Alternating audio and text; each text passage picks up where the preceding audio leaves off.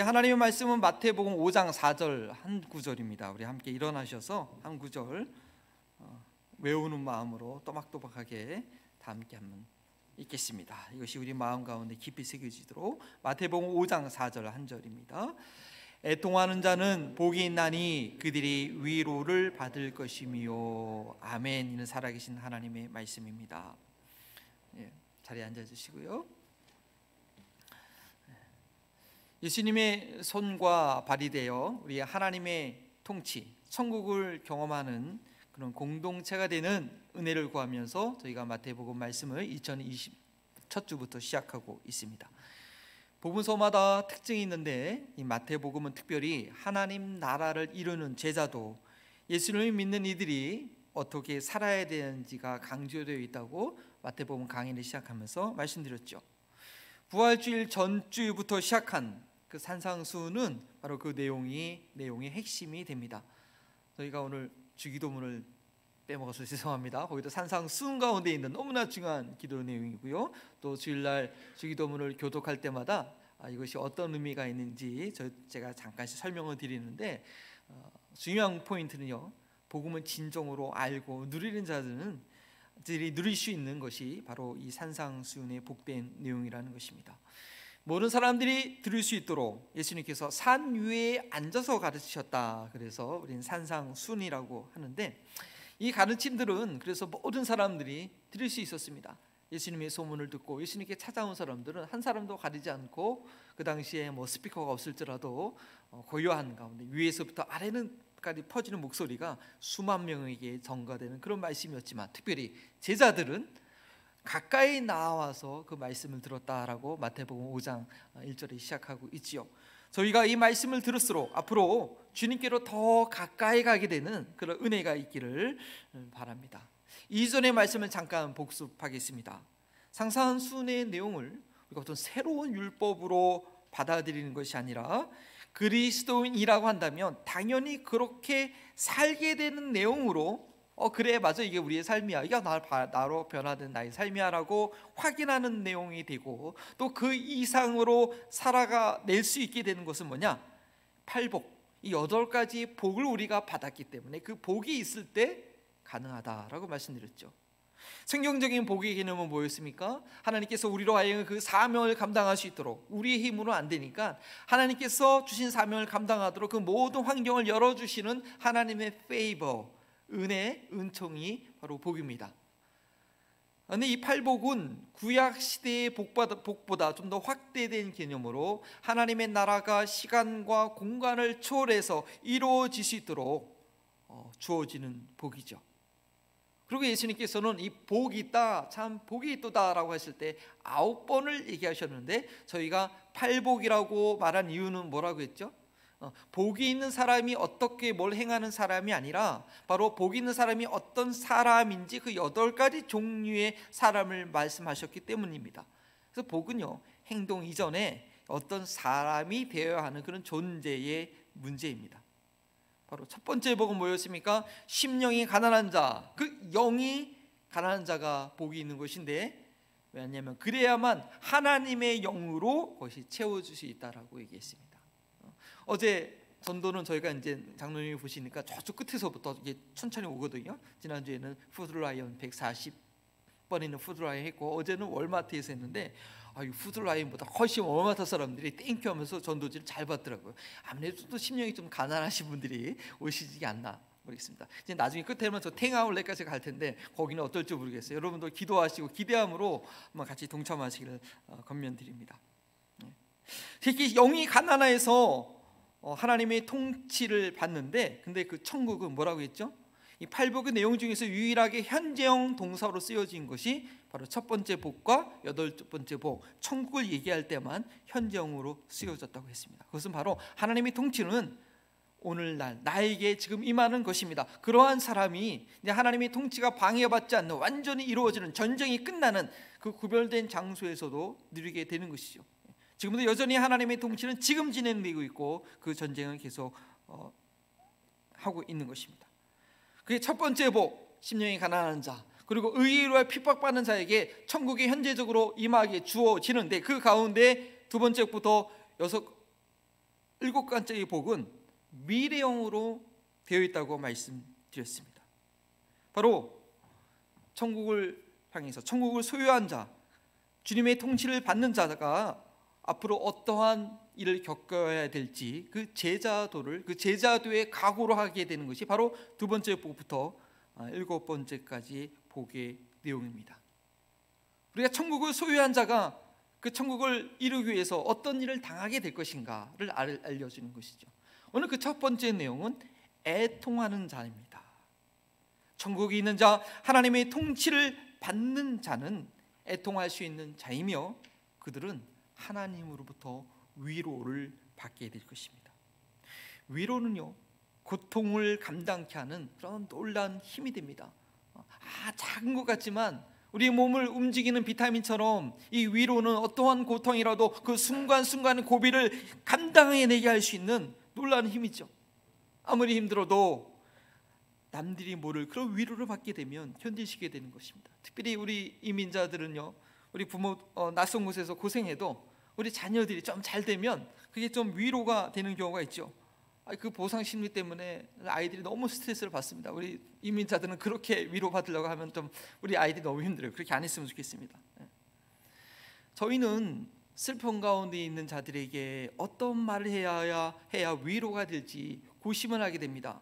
때로는 축하의 말도요, 진심으로 같이 기뻐해 주는 말이 되기 위해서는 지혜가 필요합니다. 왜냐하면 어떠한 말이 그에게 위로가 되고 어떠한 말이 그에게 격려가 되는지는 그 사람이 어떤 사람이냐에 따라서 달라지게 되기 때문입니다. 어떤 사람이 경제적으로 큰 손실을 입었습니다. 근데 그분에게 하나님께서 그 잊어버린 것보다 아마 더 많이 갚아주실 거라, 걱정하지 말라고 하는 말이 정말 위로가 되는 사람이 있고요, 경제적으로 큰 손실을 입었는데 아니야, 이런 일을 통해서 하나님께서 당신의 삶에 더 가까이 하는 것을 느낄 수 있을 거야 라는 그 말이 위로가 되는 사람이 있습니다. 그렇죠? 자, 이것은 믿음의 가치를 어디에 두느냐, 그 차이가 나타나는 것이죠. 십자가를 지고 하나님 나라를 이루어가는 제자들에게는 무엇보다도 하늘에서 임하는 그런 위로가 필요합니다. 하나님께서 알아주시고 하나님께서 안아주시는 위로가 있을 때 사람들을 바라보지 않고 세상이 소망 두지 않고 좁은 십자가의 길을 계속 걸을 수 있게 되는 것입니다. 오늘 말씀을 통해서 이 산상수훈의 내용들을 감당하기 위해 필요한 애통하는 자의 복이 무엇인지, 애통하는 자에게 주어지는 위로함이 어떻게 우리의 삶을 변화시키는지 확신하고 이러한 복을 우리에게 이미 주셨음에 감사하고 그 복을 놓치지 않는 저와 여러분들이 되길 바랍니다. 무엇을 위해서 애통하는가? 애통하는 자가 복이 있다고 하셨는데 무엇을 애통하는 것인지 아는 것이 중요합니다. 나의 모습과 남의 모습에 관해서 애통하는 것입니다. 예수님께서 애통하는 자라고 하실 때 무엇을 염두에 두고 하신 것인지 우리는 하나님 나라의 관점에서 이해할 수 있어야 됩니다. 이사야는 메시아가 애통하는 자들을 위로할 것이라고 예언했습니다. 이사야서 61장 1절 후반부부터 2절 말씀이죠. 나를 보내사 마음이 상한 자를 고치시며 포로된 자에게 자유를, 갇힌 자에게 노임을 선포하며 여호와의 은혜의 해와 우리 하나님의 보복의 날을 선포하여 모든 슬픈 자를 위로하되, 메시아가 어떤 사역을 할 것인지 예언된 성경 구절입니다. 이 내용은요, 이제 바로 닥칠 유다의 그 역사적 상황을 보면 여기서 슬퍼하는 자, 애통한 자를 위로한다는 것은 이방 나라의 포로로 끌려갔다가 다시 이렇게 돌아오는 장면을 저희는 연상하게 됩니다.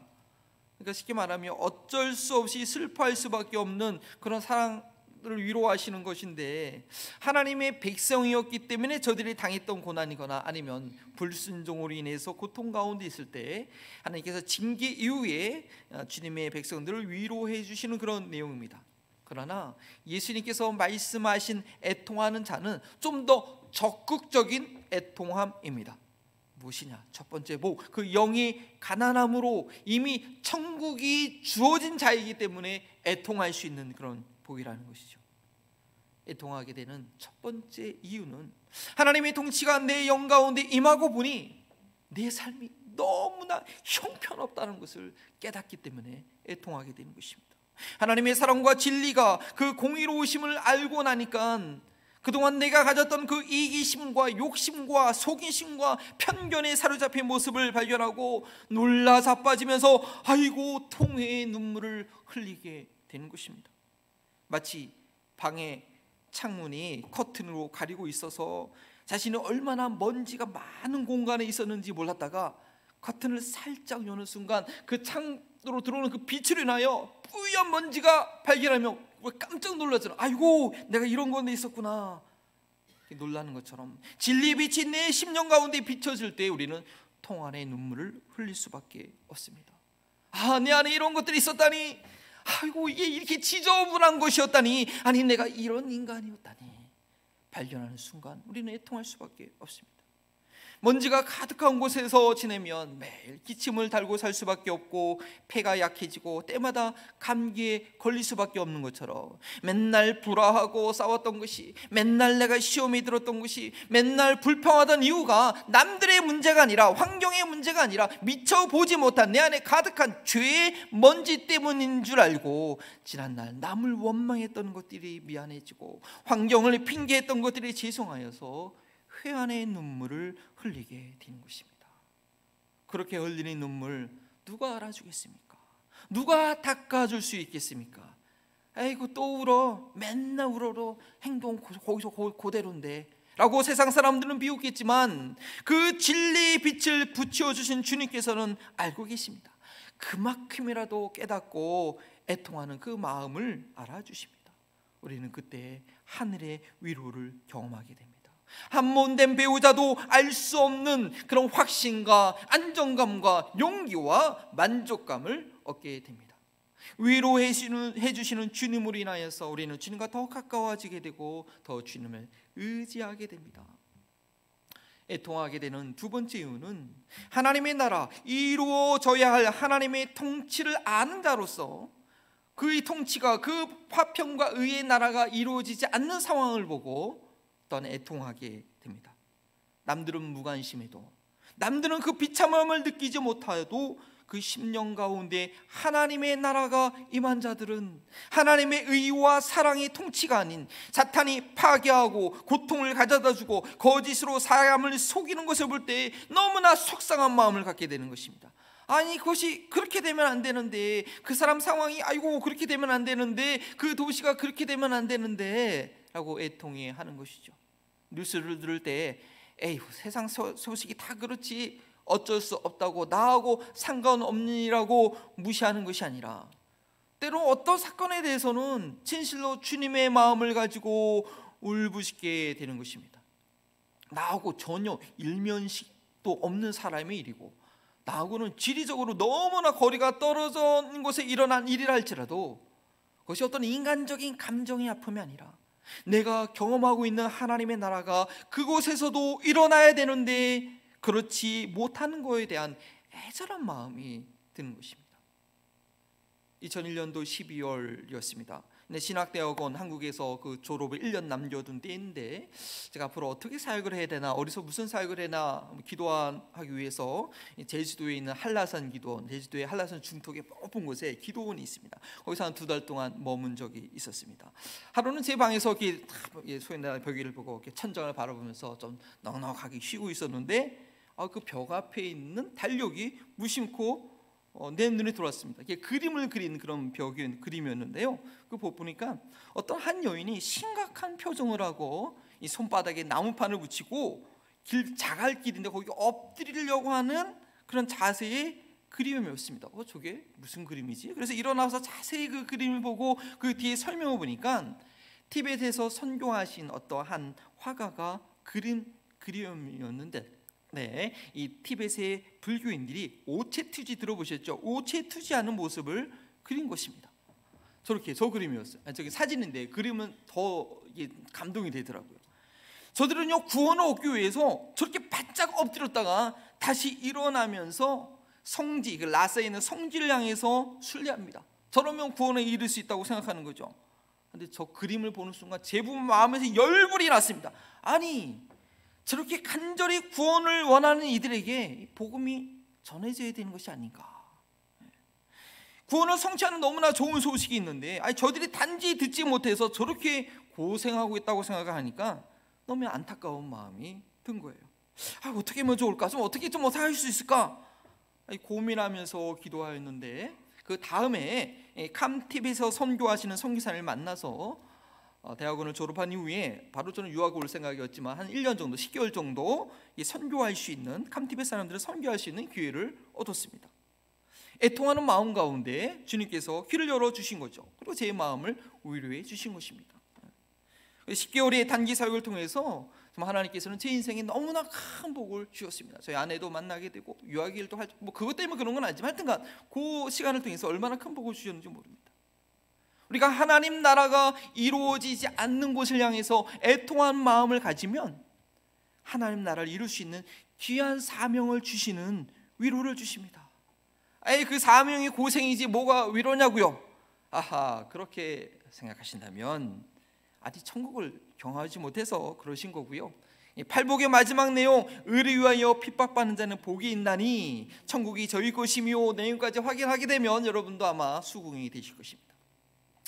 2008년도의 일로 기억합니다. 제가 미국에 유학 온 지 2년 정도 되었을 때입니다. 그때 한국에서 그때는 공부하냐고 신문 기사를 자주 볼 수가 없었는데 어떤 한국에서 들어온 소식을 들었습니다. 정말 내 마음이 너무나 아프고 찢어졌던 그런 소식이었습니다. 한 8살 정도 된 남자아이였는데요, 집안에서 굶어 죽은 상태로 발견된 것입니다. 엄마가 이 아이를 혼자 키우고 있었는데 어느 날 다른 남자를 만나서 그냥 문을 밖에서 잠궈버리고 나가버리고, 소식이 딴 사람한테 연락이라도 해주지, 그냥 문 잠궈버리고 나가버린 거예요. 제가 그 소식을 듣는 순간 이 어린아이가 얼마나 밤마다 무서웠을까, 얼마나 배고파하며 울었을까. 어제 이 설교 원고를 쓰면서도 그때 흘렀던 눈물이 그냥 내 안에 고이더라고요. 당시 이 고귀에서 일어났던 이 사건을 들으면서 제가 할 수 있는 일은 그 당시에는 기도밖에 없었습니다. 그나마 이 컴패션이라는 전 세계의 어린아이들 돕는 단체를 알게 된 것에 대해서 제가 감사를 드리고 있고요. 지난번에 말씀드린 이 시리아의 아이들을 돕는 것을 제가 같은 마음으로 여러분께 제안을 드린 것이었습니다. 그러나 아직도 한국에는 이 어린아이들이 방치되고 굶어 죽는 사건들, 이 정기적으로 잊을만 하면 또 생기고 잊을만 하면 또 생기죠. 그 구리의 그 3살 된 아이가 집에서 아사탄 상태로 발견됐잖아요, 그렇죠? 그리고 정인이 사건, 온 국민이 분노하지 않았습니까? 이 한국의 가정 문제, 이 복지의 사각지대의 문제를 어떻게 해결할 수 있을지 구체적인 답은 없지만 이 일로 인해서 하나님 나라의 관점에서 애통하는 일이 많아진다면 하나님의 위로하심이 우리 고국 가운데에 임하게 될 것입니다. 그 영이 가난하여 하나님 나라를 소유한 자는 하나님 나라를 위해서 애통하게 됩니다. 내 안에 계속 청소되어야 될 그 죄악을 날마다 애통할 때 거룩한 여정에서 벗어나지 않는 위로함을 주십니다. 멀고 가까운 곳에서 하나님 나라가 이루어지지 않고 있는 소식을 들을 때 애통하는 이들에게 하나님 나라를 위해서 쓰임받는 그런 위로를 주십니다. 그렇게 위로함을 받는 자의 삶은 무엇이겠습니까? 이렇게 하늘로부터 임하는 위로와 힘이 있는 복된 자는 어떻게 산상수훈의 그 뒷부분에 하신 말씀을 실천하는 삶을 될까요? 팔복 이후의 산상수훈은 2가지 내용으로 분류할 수 있습니다. 5장의 말씀들은 구약의 율법에 근거한 율법의 재해석, 아니면 그 율법의 진정한 의미를 드러내는 가르침이었고요. 그 이후에 6장과 7장은 믿음생활, 경제생활, 인간관계, 진리의 길에 대한 그런 어떤 실제적인 가르침을 가르쳐주고 계십니다. 그래서 5장의 율법을 새롭게 해석한 그 내용을 다 말씀하시고 주님께서는 마지막에 그러므로 하늘에 계신 너희 아버지가 온전하신 것처럼 너희도 온전하라고 그렇게 말씀하신 이후에 6장의 새로운 주제, 구약의 율법의 내용이 아니라 예수님께서 우리에게 실질적으로 필요한 내용, 새로운 주제를 가르치시는데 그 첫 번째 내용이 뭐냐? 외식하지 말라라는 그런 내용입니다. 하늘에 계신 아버지가 온전하신 것처럼 저희가 온전해지기 위해서는 첫 번째 필요한 것이 바로 외식하지 않는 것이죠. 하늘에 계신 그 아버지께서 나와 너무나 동떨어진 분으로 보이는 것이 아니라 그 하나님께서 나의 모든 것을 아시고 일거수일투족 보시는 분으로 순간마다 인식할 수 있어야 됩니다. 그렇지 않고서 어떻게 하나님을 닮겠습니까? 하나님과 함께해야 하나님을 닮게 되는 것입니다. 그런데 그 하나님이 가까이 느껴지는 것이 아니라 눈에 보이는 사람들이 먼저 생각된다면 그 결과는 외식하는 삶이 됩니다. 나의 내면을 하나님께 보이는 것이 아니라 외면밖에 보지 못하는 사람들에게 나의 외면을 보이기에 열중하게 되는 거죠. 넓은 길로 가는 시작이고 속빈 강정이 되는 길입니다. 그렇기 때문에 예수님께서는 하나님의 온전하신 같이 너희도 온전하라고 하신 이후에 바로 이 외식의 문제를 지적하고 계십니다. 사람들에게 보이려고 행하는 의, 사람에게 영광을 얻으려고 하는 그 구제, 사람에게 보이려고 하는 기도, 사람에게 보이는 근임식 행위에 대해서 구체적으로 지적하고 계십니다. 저희들에게는 이런 모습이 없을까요? 가장 큰 문제는 외식하는 사람은 밖에서 막는 그 외식 말고요, 외식하는 사람은 자기가 외식하는 사실조차 모른다는 거죠. 왜 그러냐면 그렇게 외식하는 것은요, 그 사람의 절박한 삶의 방식이 그래요. 그 사람은 왜 자꾸 허세를 부리게 될까요? 왜 자꾸 다른 사람들이 나를 어떻게 바라보는지가 이렇게 중요하게 느껴질까요? 그요, 속이 비어 있어서 그래요. 속이 존재감에 있어서 너무나 배고픈 거예요. 존재감의 허기가 채워지지 않는 거예요.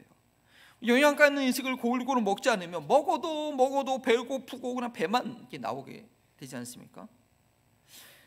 그 사람의 행동에 있어서 항상 사람들을 먼저 의식하는 이들은 스스로에 대한 존재감이 너무나 좀 빈약해서 그렇습니다. 선한 일을 할 때, 구제할 때, 금식 기도할 때 하나님 앞에서 행하는 것이 되어야 되는데 하나님께서 나를 알아주고 계신다는 것을 느끼지 못하는 거예요. 구제하는 거, 의를 행하는 것은 그저 하나님 때문에 하는 것이 아니라 사람에게 좀 인정받으려고 한다 할지라도 기도나 금식은 하나님 앞에 하는 건데 그것조차도 하나님이 인식되기보다도 사람들이 나의 믿음을 어떻게 생각할까, 이게 먼저 떠오른다 이거죠. 왜 그렇게 됐을까요? 왜 그런 존재의 빈곤한 가운데 있게 되는 걸까요? 하나님의 위로하심을 경험하지 못해서 그렇습니다. 하나님께서 그 마음 깊은 곳을 만져주는 것을 경험하지 못해서 그렇습니다. 하나님 앞에서 애통함이 없어서 그렇습니다. 하나님 나라가 이루어지지 않는 것에 대해서 애통할 때에 경험하게 되는 하나님의 위로하심을 모르기 때문에 그런 것입니다. 그 위로하심이야말로 하나님 앞에서 자신의 존재감을 높여줍니다. 하나님 앞에 있는 자신의 모습을 알게 해줍니다. 하나님이 나를 알고 계시는구나. 나 이렇게 힘들었는데, 나 이렇게 답답했는데 하나님이, 세상 사람은 몰라도 하나님이 그 마음을 위로해 주시니 하나님 내 편이시구나, 하나님을 늘 인식하게 되는 것이죠. 자연스럽게 사람에게 보이려고 하는 외식과는 멀어지는 삶이 됩니다. 인생을 놀다 살아보면 이 발뒤꿈치의 피부에 각질이 생깁니다. 각질이 생기게 되죠. 이 통증이 있거나 건강에 큰 문제가 일으키는 것은 아니지만 이 피부의 감각을 잊어버리고 그대로 두면 그 모습이 흉측하게 변합니다. 보십시오. 저 발 죄송합니다. 따뜻한 물에 발을 담그고 각질을 제거기로 제거하고 이 풋크림으로 바르면서 좀 관리해줄 필요가 있습니다. 오늘 아침에 제 발을 보니까 각질이 이렇게 많지는 않더라고요. 오늘 아내 발도 보니까 다행이더라고요. 많지는 않더라고요. 우리의 영혼에 각질이 생기지 않도록 좀 관리해 줄 필요가 있습니다.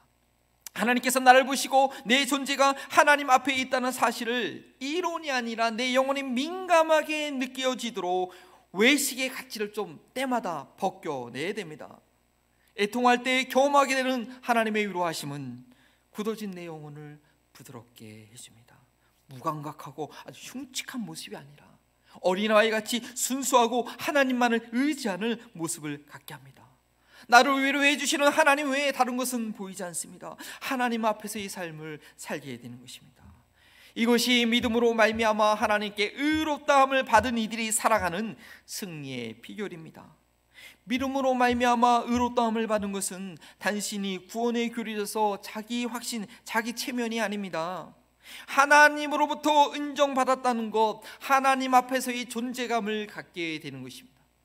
저희가 사람들에게 칭찬받고 사람들에게 인정받는 것에 목매이지 않게 되는 이유는 그 무엇보다도 크시고 놀라우신 최후의 최종 판단자가 되시는 그 하나님께 이미 믿음으로 의롭다함을 받은 그런 자신감과 만족감과 안정감이 내 내면 깊숙이 자리 잡고 있기 때문입니다.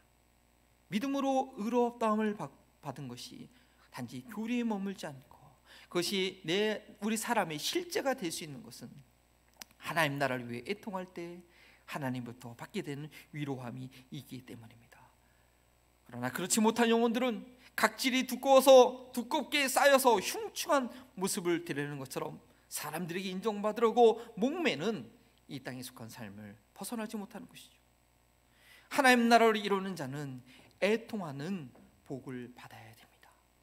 그러한 자들에게 하나님의 위로하심이 있고 사람을 보는 것이 아니라 위로하시는 하나님을 바라보며 언제 어디서나 변함없는 믿음의 삶을 살게 됩니다.